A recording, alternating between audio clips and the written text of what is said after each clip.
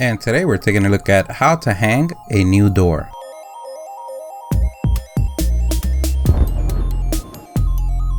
So now you have a hole where you used to have a door, or you just decided you wanted a new door. So let's go ahead and tackle this together. Always remember that safety is the #1 thing. And these are the things that you're gonna need. You're gonna need a chisel, a hammer, a pencil, a tape measure, a screwdriver, or a drill. You're also gonna need a cutting blade. You're gonna need sandpaper. You're gonna need a piece of plywood, 1/4 of an inch, or pieces of wood of that same diameter. And these pieces are gonna help you find the correct level for the door and create equal spacing all around. You're gonna need a level, or you could just eyeball it. At the end of the day, you're the one that's gonna be looking at it. And this is a job best done with 2 people. So you already measured the dimensions of the hole that you have and already went to the store and picked out the door according to those measurements. Now we can go ahead and install that door. Because we're installing inside doors, we're only going to use the 2-hinge method, but this can be used for the 3-hinge method as well. We're going to go ahead and measure 12 inches from the top of the door and also the bottom of the door. And this is where we're going to place the hinges. We go ahead and place the hinges and mark the hinges in place with a pencil.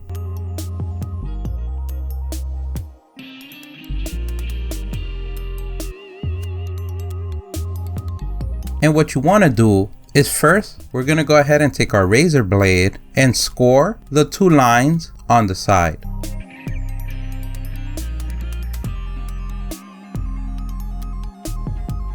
Now we're going to take our chisel and hammer down the scored sides.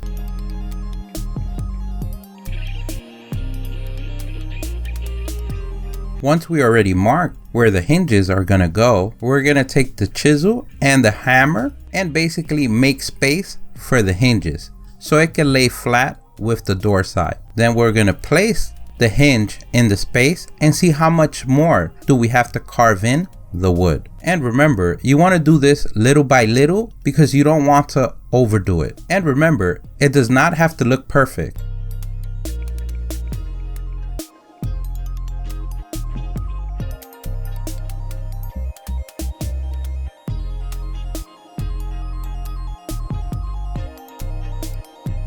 At the end, you could use the same chisel as a first step sander to flatten the carving. Our end goal is to have the hinges flat and flush. Once we have it flush, now we could take a piece of wood and sandpaper and sand any excess, and at the same time create a flatter surface.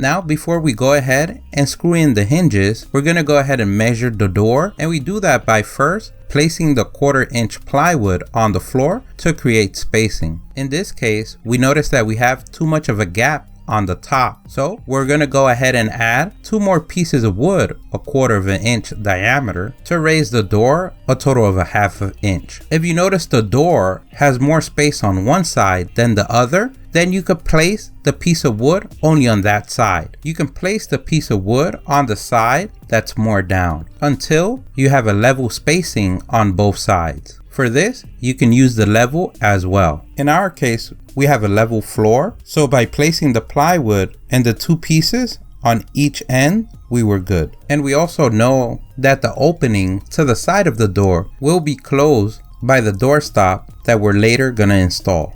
To know that your hinges are correctly placed, you want to make sure that they close completely and they open completely. If you notice they don't open completely or close completely, then that means you have them backwards. And you visually want to inspect that they open to the correct side where you're going to place the door. We can go ahead and proceed to installing the hinges. And what we want to do is place the screws on each side halfway, as well as the one in the middle, and then start tightening them one side and then the other side, and the last, the middle one.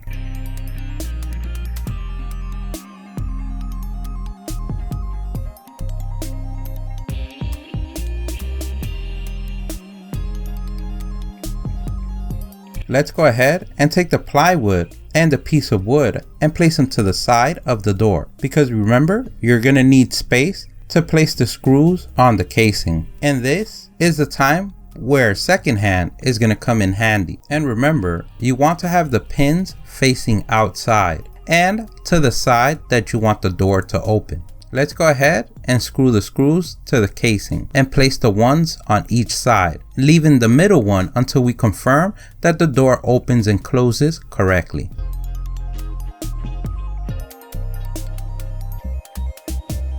After we do the top one, we could go ahead and remove the wood and the plywood from the bottom. And this makes it a lot easier because the weight of the door is no longer a factor. Let's go ahead and do the same thing for the bottom hinge.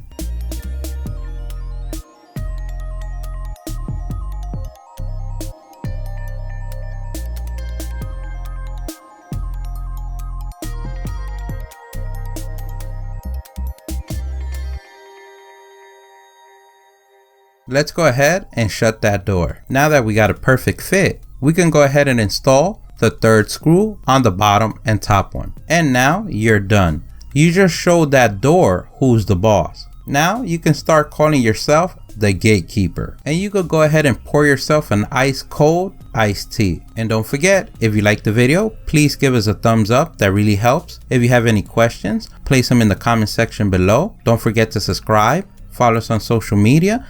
Thank you for watching, and here's a link to our latest video.